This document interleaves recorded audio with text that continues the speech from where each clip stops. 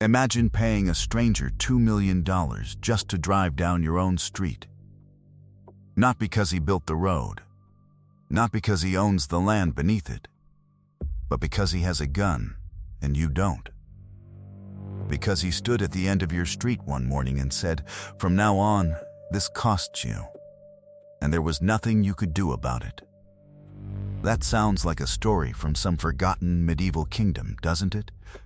Cannons on a hillside, tolls collected at the point of a sword. The kind of thing that died centuries ago, in a darker, crueler world than ours. But it isn't a story from the past. It's happening right now, in 2026, in a narrow stretch of water you've probably never thought about for more than 5 seconds in your entire life. A doorway most Americans couldn't find on a map. And yet that doorway quietly decides the price of the gas in your car, the cost of the food on your table, and whether the next 20 years of your life are spent in a world of plenty or a world of scarcity. For 80 years, you and I have lived inside an arrangement so reliable, so invisible, that we forgot it was even there. Ships moved freely across the oceans. Trade flowed. The shelves stayed full. The world got richer, decade after decade. And almost nobody, not you, not me, not one person in 1,000 ever stopped to ask the simple question: who is guarding the door? Well, someone just started charging admission at one of the most important doors on Earth. And here's the part that should keep you watching. If he gets away with it, if the world decides it's easier to just pay, then the comfortable, predictable, abundant world you and I grew up in won't merely change. It will end. Let me show you, step by step, exactly how that happens and why it may already be too late to stop it. Let me take you to a place most Americans couldn't find on a map, even though their entire way of life quietly depends on it. It sits between Iran and Oman. A narrow stretch of sea, about 33 km, 21 miles wide at its narrowest point. 21 miles. That's it. You could drive across that distance in your car in about 20 minutes. And through that little gap flows nearly 1/5 of all the oil and gas the entire world burns every single day. More than 20% of global oil and liquefied natural gas exports pass through the Strait of Hormuz. Daily traffic ranges typically from more than 80 ships to more than 130, amounting to more than 30,000 tankers per year.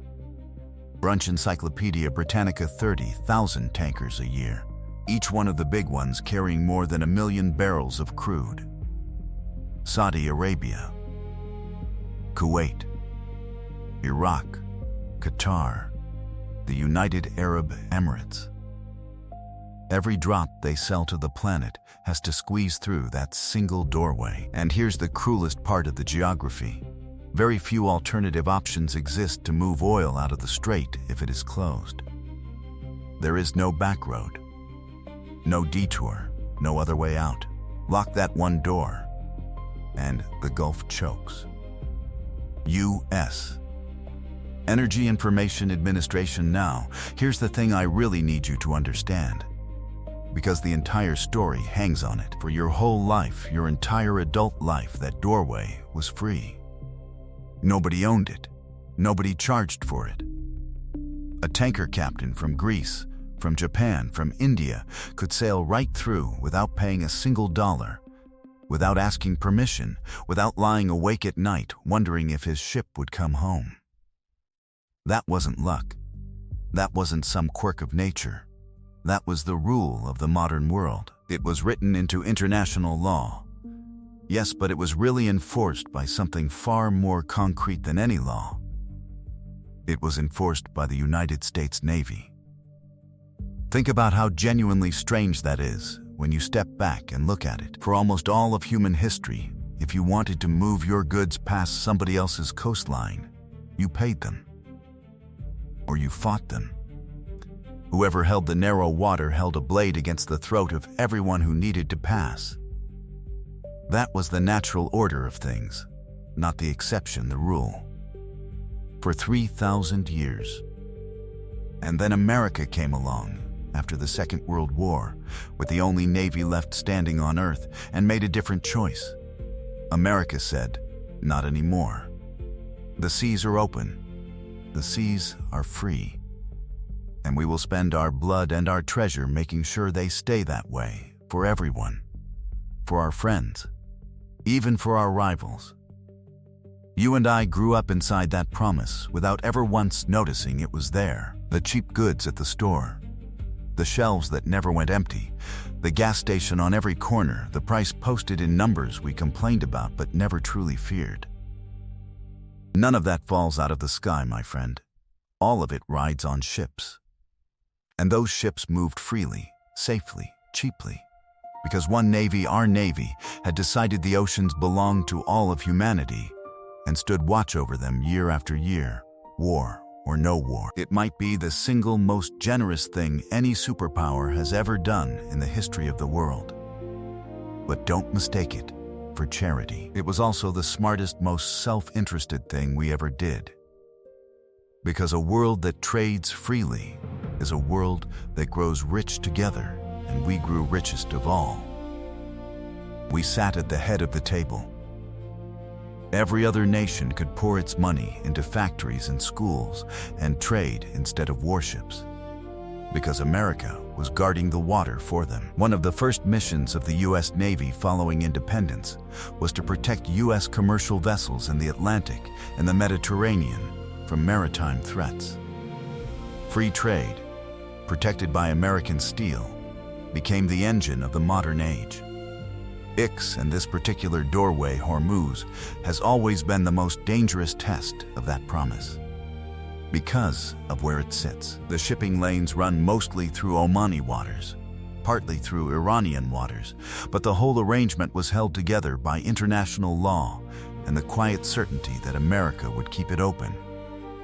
The catch is that the geography itself favors the man holding the gun. The strait's proximity to the Iranian coastline, and especially Iran's naval bases and other military assets, gives Iran an advantage in dominating the strait. Encyclopedia Britannica, we knew this. The danger wasn't a secret. Back in the 1980s, during the Iran-Iraq War, the tankers came under fire, and U.S. naval ships escorted oil tankers through the strait. And in 1987, U.S. forces fired on Iranian forces laying mines in the Gulf. We'd defended this doorway with American lives before. We'd put our sailors in harm's way to keep the oil flowing for the whole world. Council on Foreign Relations, but here's the quiet truth that nobody likes to say out loud. A promise is only ever as strong as the willingness to keep it. The whole magnificent system, 80 years of open seas, of full shelves, of a world growing richer together, it all rested on one single assumption. That if anyone ever tried to slam a doorway shut and charge a toll to reopen it, America would stop them. Cold, every time, no exceptions. And for 80 years, nobody seriously tested whether that was still true. Nobody dared. Until February of this year, until the bombs began to fall, until a wounded, cornered, furious Iran looked at that narrow stretch of water it had lived beside for 3,000 years and realized, perhaps for the first time, that it was holding the single most valuable doorway on the entire planet. And it began to ask itself a very dangerous question. What if we just locked it? What if we stood at the end of the street with a gun and told the whole world it had to pay? Would the great guardian of the open seas finally come? Or would it, after 80 years, simply look the other way? On the 28th of February 2026, the question stopped being theoretical. That was the day the war began. American and Israeli aircraft struck Iranian targets across the country, and in the violence of those first hours, something happened that few had ever imagined. the United States and Israel launched an air war against Iran and assassinated its supreme leader Ali Khamenei, the man who had ruled Iran for decades, gone in an instant. And a regime that had just lost its head, bleeding and humiliated and desperate, reached for the one weapon it possessed that could hurt not just its attackers, but the entire world at once. Wikipedia, it reached for the doorway. There were no grand speeches, no fleet sailing out to do battle. The closure of the world's most important oil artery came down to something almost absurdly simple. The Islamic Revolutionary Guard Corps transmitted warnings via Virch radio to vessels in the straits, stating that no ship is allowed to pass the Strait of Hormuz, a radio message. A voice crackling over the airwaves, and with that, the busiest energy passage on Earth went dark.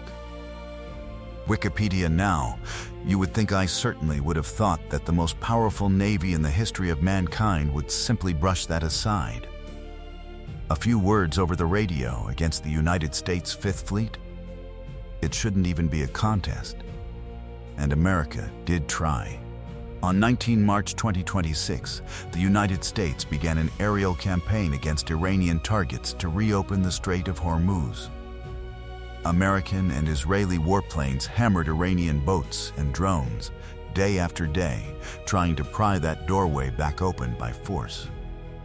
By April, the U.S. had thrown a full blockade around Iran's own ports. The full weight of American military power came down on that narrow water. Wikipedia, and I want you to really sit with this, because it's the moment everything turns on the strait stayed shut. Week after week after week, the tankers piled up off the coast of Oman, sitting silent at anchor, hundreds of them, then close to 1,000. As of April 2026, an estimated 1,000 ships were in a holding pattern in the Persian Gulf region. 1,000 vessels. Thousands upon thousands of sailors trapped on board, staring at the horizon, waiting for an order that didn't come. Since the war began on February 28, only 292 commercial vessels transited the vital strait under Iranian oversight. By March 31, roughly 95% below pre-war levels. Congress, GovTRT Global, 95%. Understand what that number means. The doorway wasn't cracked open under American pressure. It was nearly sealed. The mightiest war machine ever built could not force it open. And the bill came due, fast, and it landed on people who had never heard the word Hormuz in their lives. Gas prices climbed. Inflation, the very thing we'd all just spent years clawing our way back from, started creeping up again. The cost of living rose in countries on the other side of the planet. A retired couple in Florida watching their grocery bill swell. A baker in Egypt. A trucker in Ohio. A factory worker in Vietnam. All of them suddenly a little poorer, a little more squeezed because of a voice on a radio off the coast of Iran. It wasn't a small wound, either. The damage was measured in tens of billions of dollars every single month in lost exports, and oil prices surged by around $40 a barrel with the strait sealed. The whole machinery of the global economy began to grind and shudder. But here's what I find genuinely haunting about it. The strongest military on Earth, the carriers, the stealth bombers, the trillion-dollar budget, the navy that had kept the seas open for 80 years, could flatten Iranian patrol boats all day long. What it could not do was make a single shipping company brave enough to send $1 billion tanker through that water. Because all it takes is one mine, one drone, one missile, and a supertanker full of crude becomes a floating fireball, and a crew of 40 men becomes a headline. That's the brutal, simple genius of what Iran figured out. You don't need to win a war to close a doorway. You don't need to defeat the strongest navy on Earth in open battle. You only need to make the water dangerous enough that no insurance company anywhere in the world will cover a ship that tries to cross it. Fear is cheaper than firepower. And fear, it turns out, is far harder to bomb. Iran couldn't beat the US Navy in a fight. They knew it. They never tried. They simply made the water bleed and let the world's own caution do the rest. And then, somewhere in those long, grinding weeks of closure, with their economy strangling under the blockade and the tankers rotting at anchor, Iran had a far more dangerous thought. A clever one. The kind of idea that changes history. Why keep the doorway shut and earn nothing when you could open it just a crack and charge for the privilege? So that is exactly what they began to do. Quietly, one ship at a time. They started offering certain tankers a deal, pay us a fee, and we promise not to sink you. We'll guide you through the safe channel. Safe passage for a price. And the fee, tellingly, wasn't paid in dollars. It was paid in cryptocurrency, in stablecoins, in Chinese yuan, anything to slip around the American banking system that had spent decades trying to strangle Iran. An improvised toll booth built out of fear and missiles in the middle of a war on a waterway that had been free for 80 years. And then came the moment that I believe historians will still be writing about a century from now. The ships started paying. China paid. Japan paid. India, Pakistan, Greece, Malaysia, Egypt, one after another. They handed Iran the money. Not because they wanted to. Not because they believed Iran had any right to it. They paid because the alternative was leaving their tankers stranded and their economies starving. They paid because a few $100,000 in crypto, or even a couple of million, was cheaper than a sealed strait and a national recession. And the United States Navy, the guardian of the open seas for 80 years, the force that had escorted these very tankers under fire back in the 80s, stood there and watched it happen and could not stop it. I want you to feel the full weight of that moment, because it is the hinge the entire story turns on. For 80 years, the rule was simple and unbreakable. The seas are free, and America makes them free. And in the span of a few weeks, a wounded regional power bombed, blockaded, leaderless proved that the rule could be broken, that if you held the right doorway, and you were willing to make the water bloody enough, the most powerful nation in human history would, in the end, shrug, and the rest of the world would quietly reach for its wallet. Pandora's box was open. And here is the thing about Pandora's box. You cannot put back what flew out of it. Because precedent doesn't stay in one place. It doesn't sit politely in the Strait of Hormuz and wait. It spreads like a crack racing across a pane of glass. And Iran is no longer asking quietly. With the war grinding toward some kind of end, Iran has laid its demands on the table, and they are staggering. 0 limits on its nuclear program. A guarantee America will never attack again. The withdrawal of all American combat forces from the Gulf, reparations for the war. An end to every sanction. But the most consequential demand of all, the one that could reshape the next century, is this: that Iran's control over the doorway be made permanent. Written down, formalized, legal. Iran and Oman are expected to collect tolls from ships with fees, reportedly around $2 per vessel. MEXC, $2 million per ship. Forever now, $2 million sounds monstrous, and it is, but stay with me, because the real genius of the scheme hides in the arithmetic. Spread that toll across a giant tanker loaded with crude, and it works out to roughly $1 per barrel of oil. And the analysts who actually ran the numbers found something almost insulting in how clever it is. $1 a barrel toll would raise the price of oil for you and me by maybe a few pennies a barrel. A rounding error. Something you would never even notice at the pump. So, who actually pays? Here's the trap. From an economic perspective, a negotiated transit arrangement with Iran now makes more sense than continued closure. The bulk of the cost falls not on America, not on the world at large, but on the Gulf Arab states themselves. The Saudis, the Kuwaitis, the Emiratis, the Qataris, the very neighbors Iran has resented and feared for decades. They would swallow the overwhelming majority of the toll, billions of dollars a year, just to get their own oil moving again through their own front door. Al Jazeera, and that is precisely why it is so dangerous.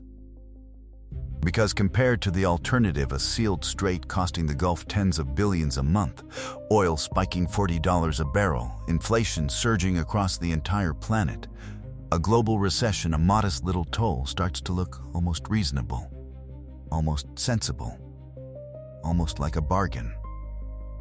The geography gives Iran significant leverage, and the recent crisis has shown that Tehran can use control over the Strait of Hormuz in practice. Al Jazeera, this is how the worst things in history almost always arrive. Not as an obvious catastrophe you can see coming from a mile away. They arrive disguised as the reasonable compromise, as the lesser evil, as the sensible, pragmatic, grown-up thing to do under difficult circumstances. You don't notice the floor shifting beneath your feet, because every single step seems so small, so justified, so much better than the obvious alternative right in front of you. And Washington feels the pull of it, hard, because there are cold, hard-nosed reasons for America to simply let this happen. A reopened strait means inflation comes back down. It means American families stop feeling the squeeze at the grocery store and the gas pump. And it means something else. Something that matters enormously right now. It starves Russia. Because here is the part most people miss. Every month that doorway stays sealed, oil prices soar worldwide, and Russia is one of the 3 biggest oil exporters on Earth. So every dollar that Hormuz adds to the price of a barrel is a dollar that flows straight into Vladimir Putin's war machine in Ukraine. The analysts calculated that a prolonged closure could hand the Kremlin somewhere between $45 and $150 billion in extra oil revenue. A fortune funneled directly into the war. Open that doorway again, even with an Iranian toll booth standing on it, and prices settle, and that Russian windfall collapses to under $1 billion. Almost nothing. So picture the calculation sitting on a desk in Washington tonight. Let Iran keep its toll booth, and you get 3 things at once: lower prices at home, relief for American families, and you choke off tens of billions of dollars that Putin needs to keep killing in Ukraine. 3 birds, 1 stone. The pressure to simply say yes, to look away, to call it the world's problem and move on is enormous. It's almost irresistible. But notice something about every person making that calculation. They are thinking about this year, this news cycle, this election, the price of gas next month. Almost nobody in that room is thinking about what one little toll booth does to the entire world 20 years from now. And that blindness is exactly how empires lose the thing that made them empires. Let me show you why this is so much bigger than the price of gas. Bigger even than this war. Why a single toll booth on one narrow strait could rearrange the entire balance of power in the Middle East almost overnight and crown a new master of the global economy. Start with a simple question. What actually makes Saudi Arabia matter? Think about it. Why does an American president climb onto Air Force One and fly halfway around the world to shake the hand of a Saudi king? It isn't the sand. It isn't the gold palaces or the skyscrapers rising out of the desert. It comes down to one thing, and one thing only: Saudi Arabia controls the world's spare capacity. Let me explain what that means, because it's the most important thing almost nobody understands about how the modern world actually works. Spare capacity is reserve oil production that can be switched on fast, within about 30 days, and kept flowing for months. It's the slack in the system. The cushion when some crisis suddenly chokes off supplies somewhere on Earth. Spare capacity is what fills the gap before prices spiral out of control. And Saudi Arabia sits on most of it. By itself, the kingdom controls somewhere between half and 60% of all the spare oil capacity on the entire planet. Widen the lens to the whole Gulf, the broader Council of Gulf States, and you're looking at 80 to 95% of the world's reserve. Based on tanker tracking data, Saudi Arabia moves more crude oil and condensate through the Strait of Hormuz than any other country. In 2024, exports of crude and condensate from Saudi Arabia accounted for 38% of total Hormuz crude flows. U.S. Energy Information Administration. So when oil prices spike too high, the Saudis open the taps and bring them back down. When there's a glut and prices crash, they close the taps and prop them up. They are, in the most literal sense, the central bank of global oil. They can nudge the price of energy up or down, and with it, global inflation, the cost of nearly everything, everywhere. No other single nation on Earth holds a lever like that. That one fact has made Saudi Arabia one of the most courted, protected, indispensable countries in the world for 50 years running. But here is the catch. The hidden assumption underneath all of that Saudi power. None of it means anything unless they can actually ship the oil out, and every single barrel of it goes through, you already know, the Strait of Hormuz. So now imagine Iran owns that doorway. In that instant, it stops mattering how much oil Saudi Arabia is sitting on. It doesn't matter that the kingdom holds most of the world's reserve, because Iran would control whether that oil ever reaches the world at all. If the global price of oil is too high or too low for Iran's taste, Iran simply adjusts how many tankers it waves through the gate. The hand on the world's oil tap, the most powerful economic lever on the planet, stops being Saudi. It becomes Iranian. Now follow that thread, because it goes to dark places fast. If the Saudis or the Emiratis ever do something Iran doesn't like, back the wrong faction, sign the wrong deal with Washington, support the wrong side in some future conflict, Iran just slows their tankers to a trickle and squeezes their economy until they bend. If Iraq or Kuwait try to build a pipeline to escape the doorway, a project that takes years and tens of billions of dollars, Iran can shut the strait the moment the first shovel hits the ground, choking off the very oil revenue those countries would need to pay for their own escape route. The trap snaps shut before it can ever be built.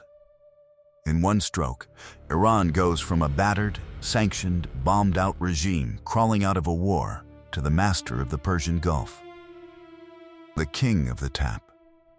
The single nation that decides, every single day, how much energy the rest of the world is permitted to have, and at what price. This is why the Saudis and the entire Gulf are screaming against this idea with everything they possess. Understand, for them, this was never about a few $1 billion in tolls. It's existential. It's the survival of their independence. It is their own hand being pried off the controls of their own economies, finger by finger, and the levers handed to their oldest, most feared rival. They would rather burn money than allow it. So what's America's answer to all this? Honestly, it's been all over the map, and that should frighten you more than any single position would. At various moments, our own president has said he's indifferent that an Iranian toll booth would be the rest of the world's problem, not America's. Then he said it crosses a red line, and he'd bomb Iran to stop it. And then, and this is the part that should make the hair on your neck stand up, he's floated the idea of partnering with Iran. A joint venture on the toll booth. America and Iran, standing shoulder to shoulder at the toll gate on the world's most important waterway. splitting the take, counting the money together. Read that one more time and let it land. The nation that spent 80 years and trillions of dollars and the lives of its sailors guaranteeing that the seas would stay free, sitting down to share in the profits of closing one. That isn't merely abandoning the principle. That's cashing it in. That's the sheriff taking a cut from the bandit and calling it a deal. And here's the question that haunts the whole thing. Once the guardian of the open seas starts collecting tolls of his own, once the sheriff is on the take, what possible reason does anyone, anywhere on Earth, have to keep their own doors open ever again? Here's what I keep coming back to, late at night, turning it over in my mind. The world you and I think of as normal free seas, full shelves, cheap goods, ships sailing wherever they please without fear, that world is not normal. It is the exception. A beautiful, fragile, 80-year exception in a human story that stretches back thousands of years. And the older story, the real story, the one we somehow forgot it, was a story of toll booths and tributes and cannons on the shoreline. Let me introduce you to the world that came before ours. Because once you've seen it, you'll never look at Hormuz the same way again. For more than 400 years, a small, cold, unremarkable kingdom in the north of Europe grew fabulously, impossibly rich off of a single stretch of water. The kingdom was Denmark. The water was a narrow channel called the Resund, the Sound connecting the Baltic Sea to the North Sea and the open ocean beyond. All foreign ships passing through the strait, whether en route to or from Denmark or not, had to stop in Helsingør and pay a toll to the Danish crown. If a ship refused to stop, cannons in both Helsingør and Helsingborg could open fire and sink it. Justipedia pay or be sunk. That was the deal. That was the toll booth of the medieval world, and it stood for centuries. And here's the number that should stop you cold, because it's the exact same logic Iran is reaching for right now. The tolls constituted up to 2/3 of Denmark's state income in the 16th and 17th centuries. The dues were introduced by King Eric of Pomerania in 1429 and remained in effect until the Copenhagen Convention of 1857. Justipedia, 2/3 of an entire nation's income squeezed out of other people's ships, simply for the crime of needing to sail through. 428 years that toll booths stood. Think about that span of time. It was already ancient when the Pilgrims landed at Plymouth Rock. It was still collecting money when Lincoln was a young man. If a ship refused to pay, the powerful cannons at Kronborg Castle were fired to force them to pay. Avantgarde. That castle. By the way, Kronborg became so famous as a symbol of Danish wealth and power that Shakespeare made it the home of Hamlet. The toll on that water built a kingdom rich enough to live in legend. But the Sound Dues did something else too, something darker. The tolls also resulted in major conflicts and several wars that took their own toll on Denmark. Because here is the iron law of the toll booth, the one Iran is about to relearn the hard way. Every nation you squeeze becomes your enemy. Denmark made bitter enemies of Sweden, of the Netherlands, of everyone whose trade it bled. It fought war after war over that water. And in the end, it took the combined pressure of the great powers of Europe to finally tear it down. In the 1857 Treaty for the Redemption of the Sound Dues, Austria, Belgium, France, Great Britain, the Netherlands, Prussia, Russia, Sweden, Norway, and others collectively compensated Denmark to abolish the tolls permanently. Avantgarde Wikipedia it took a dozen nations pooling their money to buy back the freedom of the sea. That's how hard it is to close a toll booth once it's open. You can't just ask. You have to pay the tollkeeper a fortune to walk away, or you have to go to war. And Denmark was not alone, not even close. The Sound Dues were just one toll booth among hundreds across the Old World. Down in the south, the Ottomans held the Bosphorus, that other impossibly narrow strait, the only way in and out of the Black Sea. Ottoman Bosphorus dues were tolls collected from passing ships from 1453. The taxes on that water helped make Constantinople one of the wealthiest cities the world had ever seen. When the Portuguese ruled the Indian Ocean, they invented a system so brazen it's almost beautiful in its cruelty. Every non-Christian merchant ship had to buy a paper permit from the Portuguese crown, and any vessel caught sailing without one was hijacked or sent to the bottom. The Dutch and the British squeezed the straits of the East Indies, the gateways between the islands that all of Asian trade had to cross. And where there was no empire to collect, there were pirates from the Barbary coast of North Africa to the Caribbean who took their cut at the point of a sword, or took the ship and everyone on it. This was the world. For thousands of years, if you wanted to cross someone's water, you paid, in coin or in blood. The choke point was a knife, and whoever's hand was on the handle held everyone downstream by the throat. And here is the uncomfortable mirror this holds up to us, to America. We didn't end that ancient world by being kind. We ended it because we'd just won a war that had destroyed every other navy on the planet, and we made a choice with that unprecedented power. We chose not to tax the seas. We chose to free them.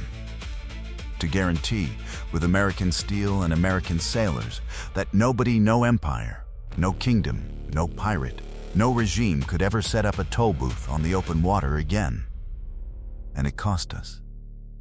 Make no mistake. 80 years of patrolling oceans that mostly carried other nations' cargo. 80 years of footing the bill so that Europe and Japan and China and the Gulf could grow rich on trade while spending almost nothing on their own navies. A lot of Americans look at that ledger and feel like they got played. Like we were the suckers of the world, paying to guard everybody else's shipping while they laughed all the way to the bank. And I understand that feeling. It's a fair question to ask. But it misses the deepest part of the bargain. We never did it out of charity. We did it because a world of open seas is a world that grows richer, and the nation guaranteeing those seas grows richest of all, and most powerful of all, and sits at the head of every table.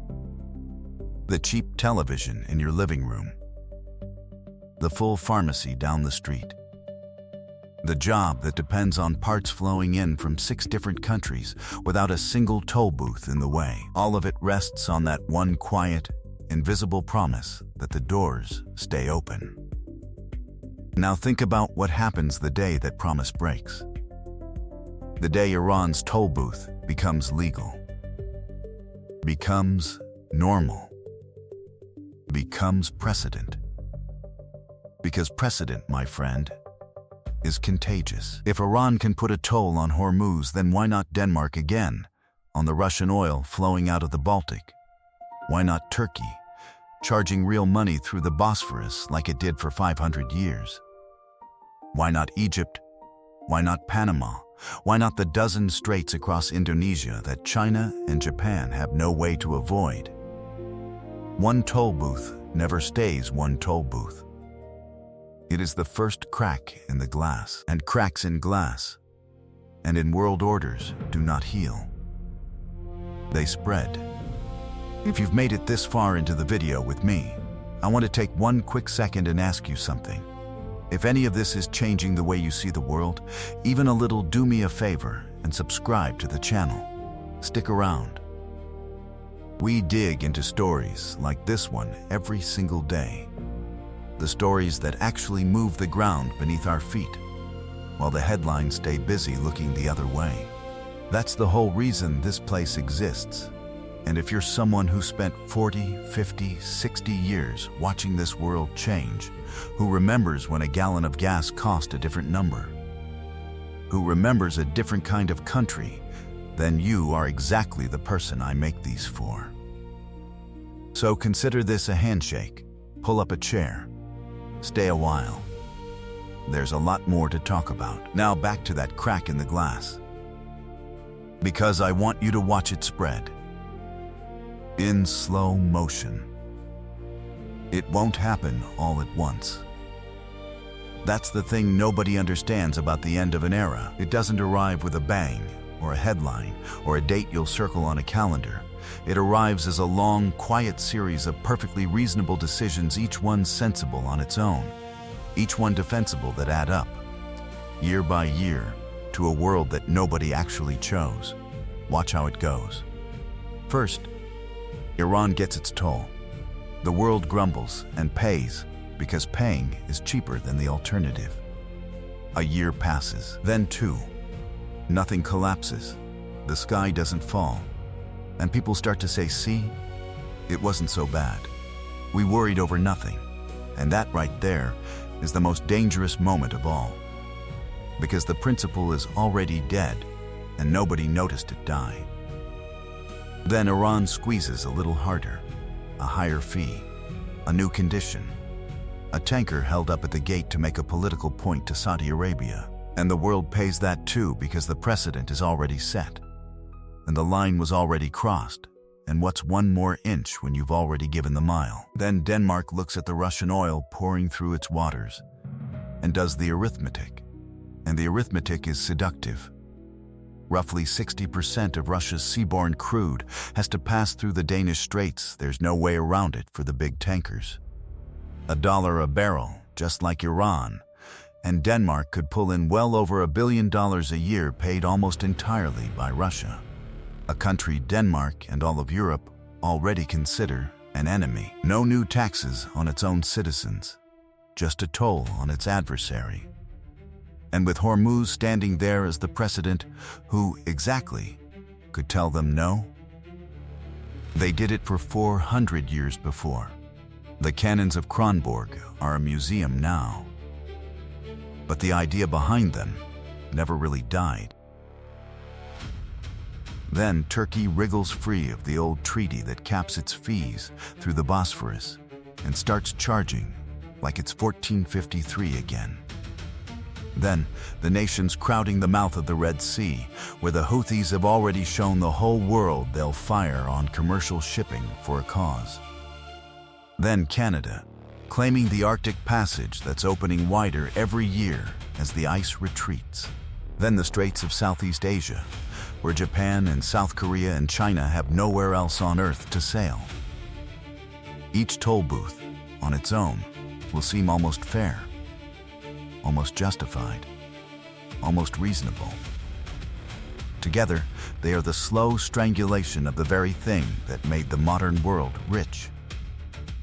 And here's the cruel machinery hiding underneath all of it. The moment the seas stop being free, every nation on Earth has to start guarding its own again. The trade routes that one American Navy secured for everybody, they become everybody's individual problem once more. So the money that used to build schools and hospitals and roads and futures, it gets poured back into warships. Navies swelling again, everywhere, all at once. Not to fight wars, necessarily, just to keep the doors open for their own ships. The exact burden America carried alone for 80 years, now multiplied across 200 anxious, arming nations, each one trusting no one. That is not progress. That is a race to the bottom. And in that race, the only winners are the handful of countries lucky enough to sit on top of a choke point, and even they lose in the end. Because the shrinking, poorer, more frightened world that results buys less of everything, including whatever flows through their precious toll booth. Globalization slows, trade chokes, prices climb and stay climbed. The vast, invisible web of supply lines that has quietly fed your entire life, the one you never had to think about, starts pulling apart at the seams, one thread at a time. And it happens so gradually, so reasonably, that there will never be a single morning that feels like the morning it ended. You'll just wake up one ordinary day, years from now, and realize the world your grandchildren are inheriting is smaller, meaner, more expensive, more dangerous, more walled off than the one that was handed to you. The Pax Americana, the long peace, the open seas, the great anomaly, doesn't die in a battle. It was never going to die in a battle. It dies in 1,000 reasonable compromises. It dies the quiet day we all decide, together, without ever quite saying it out loud, that keeping the doors open simply costs too much. And the terrible irony? It costs so much less to keep them open than it will ever cost to pry them back open again. Just ask Denmark. It took 12 nations and a fortune to close one toll booth that one king opened. So let me bring you all the way back to where we began. To that stranger standing at the end of your street, charging you $2 million just to drive down a road he never built. When I said that at the start of this video, it probably sounded absurd to you. A fantasy, something out of an old cruel kingdom with cannons on a hillside, the kind of thing that died centuries ago and could never touch your life. And now, I hope, it sounds like something else entirely. Now it sounds like the news. Now it sounds like the actual world we are quietly, reasonably, one sensible compromise at a time, walking straight back into. Here's the part that I can't stop turning over. The freedom you and I lived inside the open seas, the full shelves, the quiet certainty that the goods would always come. The gas would always flow. The price would always be a number we complained about but never truly feared. That freedom was never free. It only felt free. Somebody, somewhere, was always paying for it, and for 80 years, that somebody was us. We grumbled about the cost. We called ourselves the world's policemen like it was an insult somebody hung around our neck. We asked, over and over, year after year, why should we be the ones to pay for everyone else's safe passage? And we may be about to finally get our answer. Not in a speech, not in a treaty signed in some grand hall, but in the slow, grinding, almost invisible return of the older world. The world of tolls and tributes and pirates and fear. The world our great-grandparents knew in their bones, the one we were so sure we'd escaped for good that we forgot it was ever real. Because here's the strange truth at the center of all of it. The most generous thing America ever did was also the most self-interested thing it ever did. We held the doors open for the whole world, and in doing so, we built the single richest era in the history of our species. And we stood at the head of its table for 3 generations. The open door was never charity. It was the foundation. And nobody ever notices a foundation. Not the cracks, not the slow settling, not the give in the floor. Not until the day the whole house starts to lean. And right now tonight, in a narrow stretch of water between Iran and Oman that you'd never heard of an hour ago, 3 things are being decided at once. A tanker captain is deciding whether to pay. A president is deciding whether to look away. And the rest of us, you, me, everyone, we're deciding too, without even knowing we're deciding, whether the world our children inherit will have open doors, or a toll booth on every single one of them. The bombs in this war will stop falling eventually. They always do. The headlines will move on to something else. And the real decision, the one that actually shapes the next 100 years, will be made quietly, in a room, by tired people thinking only about this year's gas prices and next year's votes. It won't feel like a turning point. Turning points never do. Because history rarely announces itself. It doesn't ring a bell. It just turns. Quietly, and we almost always notice we've crossed the line only long after the line is far behind us. So here's all I'll ask of you. The next time you fill your tank without thinking. The next time you walk past a grocery store stocked floor to ceiling. The next time you buy something made on the far side of the world for less than you'd spend on lunch, just take 1 single second. And remember that none of it was ever guaranteed. None of it was ever owed to you. All of it rode here, across thousands of miles of open ocean through doorways that someone, somewhere, once chose to keep open. The only question left is whether anyone still chooses to. Listen if this video gave you something real to sit with. Do me one favor. Share it with 5 people. Not 50. 5 people in your life who still care about understanding the world instead of just reacting to it. That's how these ideas actually travel. Subscribe so the next one finds you. And then leave me a comment, a real one, an honest one. I want to know what you actually think. Should America still pay the price to keep the world's doors open?